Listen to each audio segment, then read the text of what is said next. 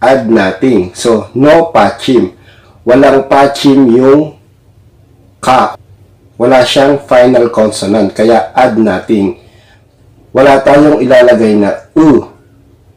Seyo lang. Kaya magiging kaseyo. Go or please go. So, magalang na pamamaraan ng pag-uutos. Please go. Kapag naman may pachim or final consonant, lalagyan ng u, then seyo. Halimbawa ay chatta, to find.